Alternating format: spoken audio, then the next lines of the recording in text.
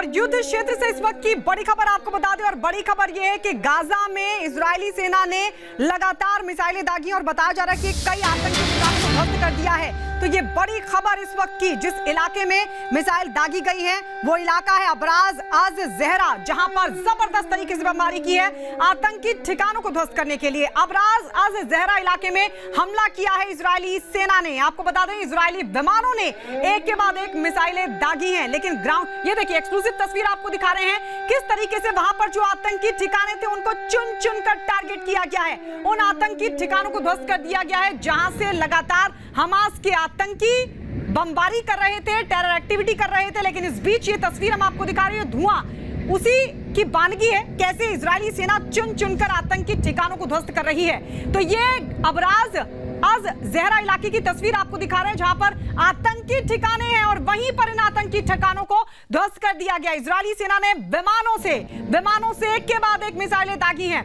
तो ये स्ट्राइक की तस्वीरें आपको दिखा रहे हैं, ये ब्लास्ट की आवाज आप सुन सकते हैं कैसे जब मिसाइल उन ठिकानों पर गिरी तो वहां मौजूद जो तमाम आतंकी ठिकाने थे वो ध्वस्त होते चले गए।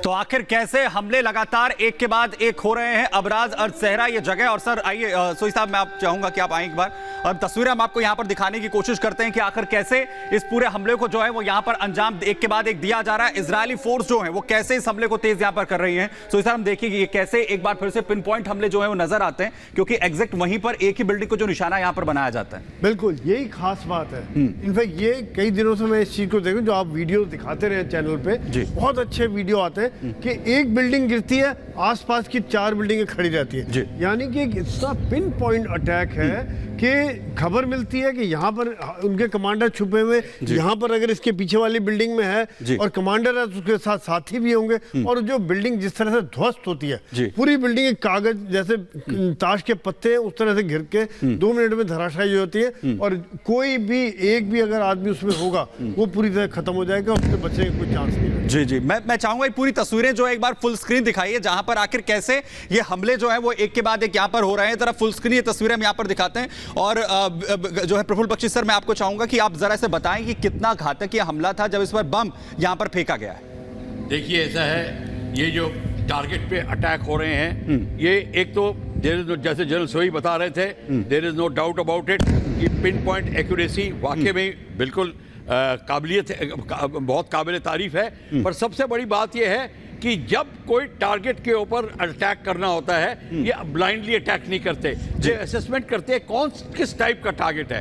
क्या पेनिट्रेशन बॉम्ब की ज़रूरत है, क्या स्प्रेड वेपन की ज़रूरत है, किस तरीके की ज़रूरत है। अगर वो आर्टिलरी से नहीं चलेगा तो अटैक हेलीकॉप्टर से चलेगा, वो देखेंगे। और अगर आप देखेंगे ये बाकी के रिहायशी इलाकों को किस तरीके से मद्देनज़र रखते हुए टारगेट के ऊपर अटैक करना होता है, ये एक बहुत डिफिकल्ट कार्रवाई होती है। और जो आर्मी इसको करती है वो वाकई में प्रशंसनीय है, और यही रिक्वायरमेंट है ह्यूमैनिटेरियन एस्पेक्ट की। इजराइल इसमें बहुत जोर लगा रहा है कि किसी तरीके से रिहायशी इलाकों के ऊपर अटैक ना हो। पर अगर कोलैटरल डैमेज होगा, क्योंकि अगर बहुत हैवी बॉम्ब होगा तो बगल की बिल्डिंगों में क्रैक आएगा, ग्लासेस स्प्लिंटर्स उड़ेंगे, श्रैपनल्स गिरेंगे, ये भी होगा। 1000 पाउंडर बॉम्ब कितनी एरिया में कर सकता है, चाहे डायरेक्ट हिट क्यों ना हो।